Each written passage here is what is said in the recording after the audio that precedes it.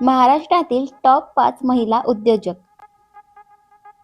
नमस्कार मित्रांनो, आजच्या व्हिडिओमध्ये आपण अशा महिलांबद्दल जाणून घेणार आहोत ज्यांनी केवळ स्वतःचं आयुष्य बदललं नाही तर हजारो लोकांना रोजगार दिला. घरातून सुरुवात करून मोठ्या उद्योग साम्राज्यापर्यंत पोहोचलेल्या या महिला खऱ्या अर्थाने प्रेरणादायी आहेत. चला तर मग पाहूया महाराष्ट्रातील टॉप 5 महिला उद्योजक. नंबर 1, किरण मजुमदार शॉ. किरण मजुमदार शॉ या भारतातील सर्वात यशस्वी महिला उद्योजकांपैकी एक आहेत. त्यांनी बायोकॉन ही बायोटेक कंपनी सुरू केली. सुरुवातीला त्यांना बँकांनी कर्ज देण्यास नकार दिला कारण त्या महिला होत्या, पण त्यांनी हार मानली नाही. छोट्या गॅरेजमधून सुरू झालेली कंपनी आज जागतिक स्तरावर पोहोचली आहे. त्यांच्या मेहनतीमुळे भारत बायोटेक क्षेत्रात पुढे आला आहे. नंबर 2, वंदना लुथरा.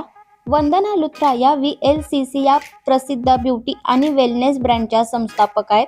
त्यांनी एक छोटा ब्युटी सेंटर सुरू करून आज आंतरराष्ट्रीय ब्रँड तयार केला आहे.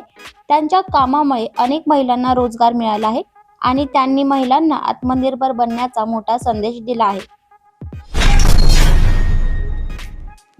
नंबर 3, फाल्गुनी नायर. फाल्गुनी नायर या नायका या भारतातील लोकप्रिय ऑनलाईन ब्युटी प्लॅटफॉर्मच्या संस्थापक आहेत. त्यांनी 50व्या वर्षी आपला व्यवसाय सुरू केला, जे खूप मोठं धाडस आहे.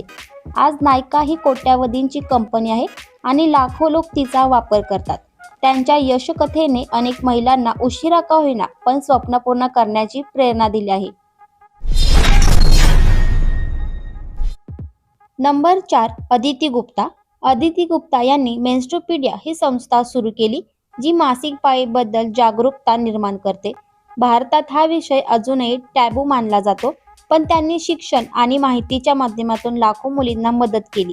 त्यांचं काम समाजासाठी खूप महत्त्वाचं आहे. नंबर 5, स्नेहा रायसोनी.